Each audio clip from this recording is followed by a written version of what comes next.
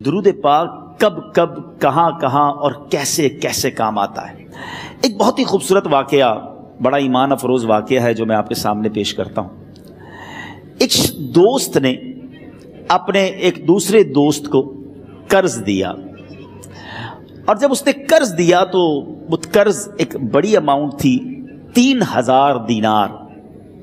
وہ ٹائم آ گیا جب اس ٹائم وہ قرض لینے کے لیے اپنے دوست کے پاس گیا کہ بھائی مجھے میرے پیسے واپس دو، تو اس نے کہا کہ پیسے تو نہیں ہے میرے پاس، میں کولیپس ہو گیا ہوں، بزنس اب میرا ختم ہو گیا ہے، میں تمہاری رقم نہیں دے سکتا۔ اس نے ایک اور ٹائم دے دیا اسے کہ ٹھیک ہے اب اتنے وقت دنوں کے بعد میں دے دوں گا۔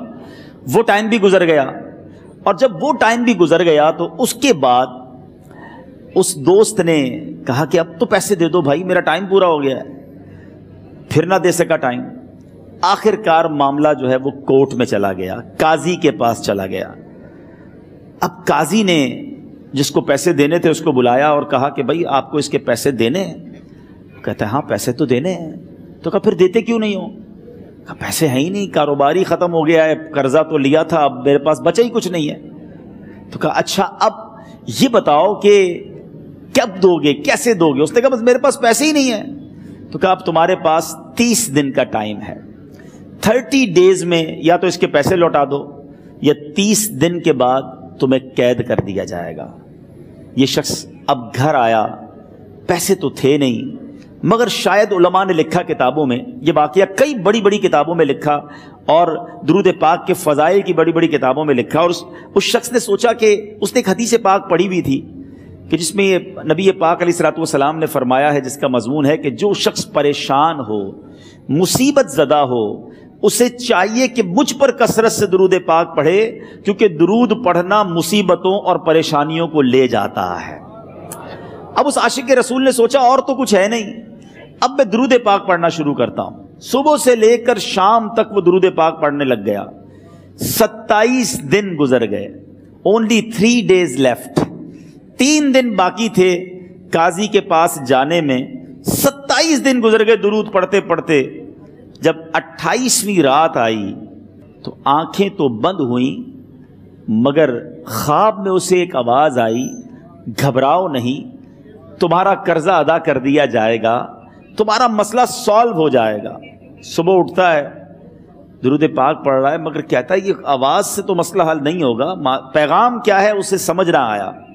28واں دن گزر گیا، 29ویں رات آ گئی، مگر اب آنکھیں بند ہوئیں اور قسمت جاگ اٹھی۔ نبی پاک صاحب لولاک صلی اللہ تعالیٰ علیہ وسلم خواب میں تشریف لائے، اور پیارے آقا صلی اللہ تعالیٰ علیہ وسلم نے فرمایا گھبراؤ نہیں، علی بن عیسیٰ وزیر کے پاس جاؤ، وہ تمہارا قرضہ ادا کر دے گا۔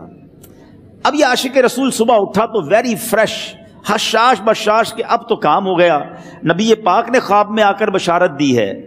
مگر پھر ذہن میں سوال آیا کہ علی بن عیسیٰ کے پاس جاؤں گا تو ثبوت کیا ہے، پروف کیا ہوگا؟ میں جا کر اس کو کہوں گا کہ میرا قرضہ دے دو، تو ایسے تو قرضہ نہیں دے دینا، اور میں نے اس کو کہا کہ مجھے نبی پاک نے خواب میں کہا ہے، اور اس نے اگر مجھ سے کوئی نشانی مانگی تو میں نشانی کیا دوں گا؟ آخری دن تھا، 29واں دن تھا، وہ بھی درود پڑھتے پڑھتے گزر گیا۔ 30th نائٹ آ گئی، صبح وہ دن ہے جب عدالت میں جانا ہے۔ اب اس رات پھر نبی پاک علیہ الصلوۃ والسلام خواب میں تشریف لائے، اور آقا علیہ الصلوۃ والسلام نے فرمایا کہ علی بن عیسیٰ وزیر کے پاس جاؤ، وہ تمہارا قرض ادا کر دے گا۔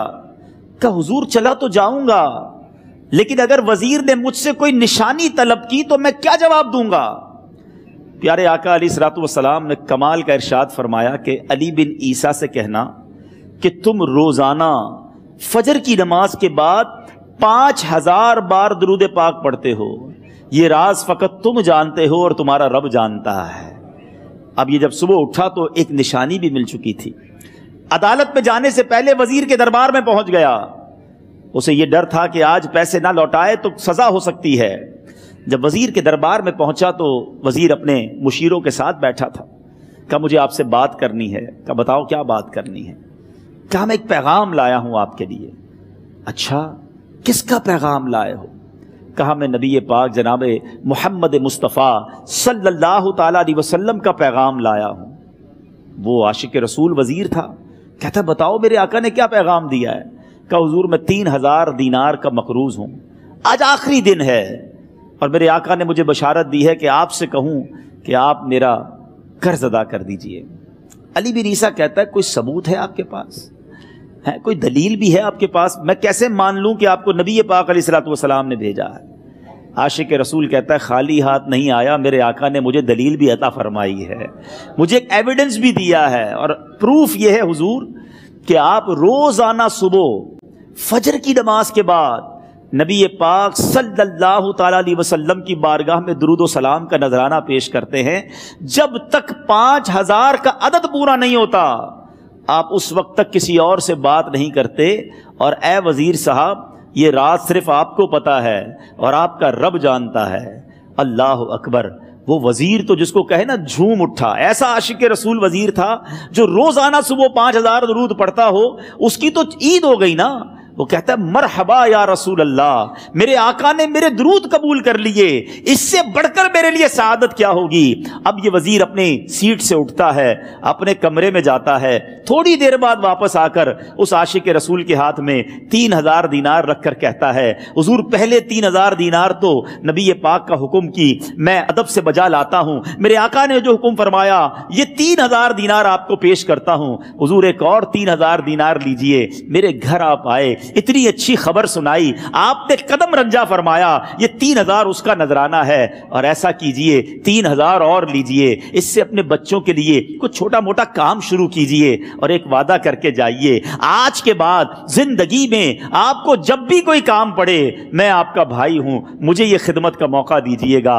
اللہ اکبر! وہ مقروض جو ایک رات پہلے 3000 دینار کا مقروض تھا، ہو سکتا ہے اس کے بیک آف مائنڈ یہ بھی چل رہا ہو کہ اب شاید کل میں نے جیل میں جا کر، عدالت میں جا کر گرفتاری دے کر جیل میں جانا ہے، مگر اب 9000 دینار ہاتھ میں ہیں۔ عاشق رسول جھومتا ہوا نبی پاک کی یاد میں گھومتا ہوا اب عدالت میں پہنچا۔ عدالت میں everybody expecting over there کہ آج اس نے آنا ہے اور آ کر کہنا یہی ہے کہ پیسے تو نہیں ہیں، گرفتار کر لو، مگر جا کر اس عاشق رسول نے 3000 دینار جج صاحب کے ہاتھ میں رکھ دیے۔ قاضی کہتا ہے پہلے تو یہ بتاؤ پیسے آئے کدھر سے؟ تم تو کہتے تھے غریب ہوں، تم تو کہتے تھے کاروبار نہیں ہے، ایک مہینے میں اتنی بڑی رقم کا انتظام کیسے ہو گیا؟ سبحان اللہ! اس عاشق رسول نے گویا زبان حال سے یہ کہا ہوگا کہ یہ تو کرم ہے ان کا، ورنہ مجھ میں تو ایسی بات نہیں، اتنا دیا سرکار نے مجھ کو، اتنی میری اوقات نہیں۔ اس نے وہ پورا واقعہ بھری عدالت میں سنا دیا۔ اللہ اکبر! میرے پیارے اسلامی بھائیوں ذرا سوچو پہلے زمانے میں کیسے عاشقان رسول ہوا کرتے تھے، وہ جج، وہ قاضی بھی کیسا سرکار علیہ الصلوۃ والسلام کا عاشق تھا۔ اپنی سیٹ سے اٹھتا ہے، بھرے دربار میں، بھری عدالت میں، وہ اپنے چیمبر میں، اپنے کمرے میں جاتا ہے، اور تھوڑی دیر بعد واپس آ کر اس کے ہاتھ میں بھی 3000 دینار ہیں، اور وہ 3000 دینار جو ہے وہ اس عاشق رسول کے ہاتھ میں رکھتا ہے کہ سارا ثواب علی بن عیسیٰ کیسے لے جائے، میں بھی تو نبی پاک کا غلام ہوں، میں تمہارا قرضہ میں ادا کرتا ہوں۔ اچھا، اب ایک اور عجیب سینیریو یہ بن گیا کہ جس نے کیس کیا تھا، جس نے دعویٰ کیا تھا، وہ بھی یہ سارا منظر دیکھ رہا تھا۔ کہتا ہے جج صاحب ذرا رکیے، میں بھی اپنے آقا کا امتی ہوں، اور ایک کام کیجئے، قلم کاغذ منگوائیے، اس عاشق رسول کا قرضہ ہی میں معاف کر دیتا ہوں۔ اچھا، اب عاشق رسول نے وہ واپس 3000 دینار جو جج صاحب نے دیے تھے وہ واپس جج صاحب کو دیے کہ حضور یہ پیسے آپ ہی رکھ لیں، قرضہ ہی معاف ہو گیا، اب آپ کے پیسے کا میں نے کیا کرنا ہے؟ جج صاحب کہتے ہیں جو پیسے نبی پاک کے نام پر نکالے ہیں اب مجھے واپس نہیں چاہیے، یہ بھی تم اپنے ساتھ لے جاؤ۔ اللہ اکبر! میرے میٹھے اسلامی بھائیوں، وہ عاشق رسول ایک رات پہلے 3000 دینار کا مقروض ہے، اب 12000 دینار لے کر گھر کو واپس جا رہا ہے۔